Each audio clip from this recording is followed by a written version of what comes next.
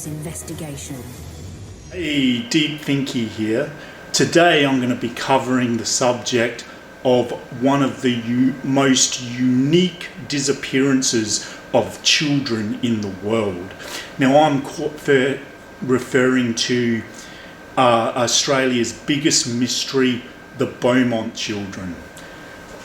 3 children disappeared in 1966, and this was the very thing that was ingrained in Australians' minds, and this became known as the day Australians and Australia lost its innocence. It was a hot Australian day when 3 children, Jane, Grant and Anna, caught the bus down, said goodbye to their mum and caught the bus down to Glenelg Beach for a day of fun, which was all children's rights at the time, to just go and have fun and be children. They said goodbye to their mum, Nancy Beaumont, and Nancy Beaumont was totally unaware that this would be the last time she would ever see her children again. On that hot summer's day of the 26th of January 1966, at about 1 in the afternoon, Nancy Beaumont started to panic that her children had not returned home. It was not long after, before her husband Jim returned home. Nancy expressed her concerns to Jim, and Jim Beaumont started an immediate search looking for the kids around the neighbourhood, at friends' places, at families' places, everywhere he could think of. But unfortunately, Jim Beaumont could not find his children anywhere. Search became absolutely furious, like no other search in Australian history, where cadets, police and hundreds of volunteers scoured the beach of the Glenelg beachfront area trying to find the kids. No stone was left unturned as a desperate search to find these kids continued underway. Even the Powalawa River, apologies if I said that wrong, was completely drained, believing that the kids might have met with foul play or an accident and be in the river. But unfortunately, even though these efforts were great and the volunteers were great, no children were found, and the search continued on into days and eventually months. In 1966, about 9 months after the children had vanished, a ray of hope suddenly came into the whole picture, and that was a local businessman flew the famous Dutch psychic Gerard Corvette into Adelaide to attempt... 66, over 9 months since they were last seen, a local businessman flew the famous Dutch clairvoyant Gerard Corvette to Adelaide. And that was a farce, no two ways about that. Corvette claimed he'd had a vision of the Beaumont children and arrived in Adelaide to a reception rivaling that given to the Beatles.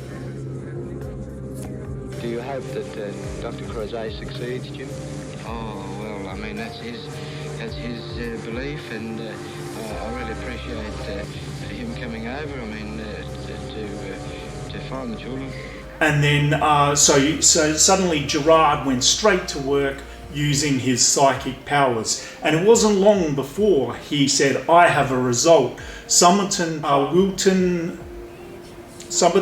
Wilton Street and Somerton Park was the spot at a warehouse that the psychic claimed that the children was buried at. So straight away, after the psychic made these claims that he had successfully located, and he was very confident they were there, police went to the warehouse, started digging, did a 100% thorough search with many volunteers helping around the grounds, and after a couple of days of thorough searching by hundreds of people, nothing was found. So, so that was just another letdown in this case. But the strange part about it is the Dutch clairvoyant, psychic, whatever you want to call him, claimed that he had successfully found the children and successfully done the job that he was brought to Adelaide for. Well, the reality is he didn't find them, and that's a hard, cold, stone reality. And thank you very much, Gerard, for your psychic abilities. They were absolutely useless when trying to solve this case. Well done, mate. In my opinion, I have found the spot where the children are, or would be. Where is that spot? Where is that? Where I was this morning. Near the wall of that storeroom where the children was last. Where exactly In is his... that? Well, That's Wilton Street, Somerton Park. yes. Earlier that day, Jane, Grant and Anna were seen by an elderly couple about 100 metres from the beach, and then later on in the afternoon, close to lunch, was seen by Tom Patterson, the local postman, going down the local street. Was seen again. They were about 100 metres from the beach when Tom Patterson, their local postie, saw them.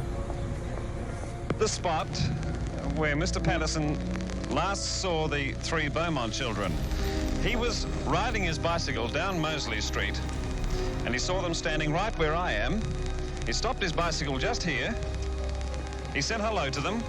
Then he turned around the corner into Jetty Road and went down towards the post office. Going down the local street. At this point, the little boy said, "Hi, Mr. Postman," as that was one of the last eyewitnesses' accounts. Now, the elderly couple that saw him, the Jane, Grant and Anna, a little bit early, stated that they were playing with a man on the beach, and this man said that he had lost their money. In 1966, a police sketch artist constructed a sketch of this tall, thin man that the kids were playing with on the beach, on what he looked like, hoping that it would generate some new clues. But unfortunately, nothing new came out of it. Now, he became a key suspect. Even though the police sketch of the tall, thin man on the beach that was seen playing with the kids did not generate any new leads, it did bear a striking resemblance to Harry Phillips, a person that became a key suspect in the Beaumont children's case. Collie Reserve is a stone's throw from where Harry lived, in this house, with his wife and two sons. Let me give you an idea of the very close proximity of the distances and the locations. Glenelg Beach, where the children came to swim that day. Over here is Collie Reserve, where certainly the Beaumonts were spotted playing. Harry Phibbs's house was a very short walk straight down that road, right next door to the church. And the bakery, well, that was just behind this building, barely 200 metres away, where the children were seen buying a pie with a £1 note for a man. So, who was that man? So, technically the last place the children were seen was on Collie Reserve. So, out in public, Harry Phillips was this generous, very polite person. But behind closed doors, it was reported that he was an altogether different person and quite violent and aggressive. But then this is where things get interesting. Hayden Phillips was Harry Phillips' son, and then he stated on the day that they went missing that he thought he saw 3 children go into Harry's house, and then he heard 4 gunshots. But at the time, Hayden Phillips didn't think much of it, as Harry always carried around guns and was always letting off gunshots. But then this is where it gets a little bit interesting. Someone saw the children go into his house, which was his son, and heard 4 gunshots. But Hayden Phillips openly admits that he did not witness any kids getting shot, little known the Beaumont children. So that's something we need to remember. It's very important not to point fingers too quickly, as things can always not seem what they are. The thing Hayden noticed was Harry had what looked like surfboard covers as he was putting it in his car. But once again, Hayden, his son, didn't think this was suspicious at all, is because Harry had a fondness of dresses, and he would constantly use stuff like surfboard covers to cover his dresses. So Harry was liked to wear silk dresses and dress up and all that, which is strange. It doesn't support the idea that he may have committed a crime, but it's just weird that he did that. But Harry Phillips wasn't the only person of interest. There is a list. There was a convicted child predator. Derek Percy was linked to the murders of 9 children. A convicted murderer, James O'Neill. Anthony Munro, scoutmaster and convicted pedophile. And depraved killer in Australian history, Bevan Barado, is thought to be responsible for multiple killings in Adelaide. So, along with Harry Phillips, there is also this list of people who was people of interest. But unfortunately, there is no real evidence to convict any of them. The case against Harry Phillips just doesn't stop. So this is where enter David Harkins and his older brother Ryan come into the situation. Now, these 2 boys lived close by to the Castleroyd factory and the Glenelg Beach and everything like that. And they made money doing odd jobs around the place. So Harry did hire them to do a little odd job that he had, but it's this odd job that seemed strange. He got the 2 young men to organise them to dig a grave-like hole at the Castleroyd factory. Now, he was very specific about this. The hole had to be dug on Friday night, and it had to be finished on the Sunday night. So, when the boys arrived on the Friday night after the factory was closed, they rode up on their push bikes. Harry Phillips was waiting for them, and there was 2 shovels there. The boys got straight to work, as it was a very hot summer's day and night in 1969. And the boys reported that Harry would just sit there watching them dig the hole, and then he would come up every now and again and says, well, it's got to be deeper. This hole was 2 meters wide, 1 meter wide, 2 meters long, and then it was 2 meters in depth, just like an actual grave. So one has to wonder, what was this hole for, and why did Harry Phillips pay them to dig this hole at the front of the Castleroyd factory back in 1966?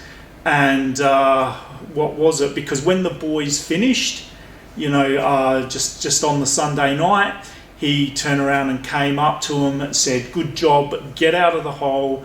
And then he paid them with a crisp £1 note each, which was good money in those days. So the whole remains a mystery about exactly why they dug it. And later on, it became the point of a police investigation as to why this hole was dug and a possible site for the police to dig. Did they, in fact, unknowingly dig the graves of the Buemont children? The strange part about this is, unfortunately, the two boys, David and Robin, it didn't really click until nearly 40 years later. It occurred to you that you might have actually dug a grave that day? Only a couple of years ago. Yeah. And what made you think that? Well, there was, I was sitting at home, we were having dinner, my wife and myself, and Today Tonight had a documentary on it, and they named the Castorloy site as a potential site. That had to be started on Friday night and dug over the long weekend and finished on Sunday night before Monday. What just was that hole? Now, Harry never told them the reason why he wanted this grave sort of size hole dug. All they know is when they arrived at the Castoroid factory on the Friday, there was 2 shovels waiting, and Harry was there instructing them how deep, how wide he wanted it, and pushed them to dig it deeper. Pretty suspicious, if you ask me. These 2 brothers came forward in 2013, technically 40 years after, believing that they may have unknowingly dug the graves. So in 2013, the police did launch an investigation, but unfortunately, it came up nothing, despite a massive police dig, believing where they had dug back on the 26th of January 1966. But however, after initial scannings of the ground, they then believed, because so much had changed since 1966, the police may have dug in the wrong area, as there was a little bit of a sketchy thing about exactly where the boys dug this grave-like hole. Whatever happened to these 3 children will be forever the day Australia lost its innocence, and both parents will never know. As Nancy Beaumont, 16th of September 2019, and Jim died on the 9th of April 2023. So they will just never know what happened to their kids. But at the end of the day, it doesn't mean we should stop looking. The only time this case should ever be closed is when the kids are found. And we still have to remember that we should never lose hope. There is a chance, a very slim chance, that the children might be alive. Now, if they are alive, then they're out there somewhere. Someone knows something, and even if they have passed away, they're still out there somewhere, and we shouldn't give up on that. I'm Deep Finky. If you have any information on this case at all, I encourage you to at least call the police or call someone.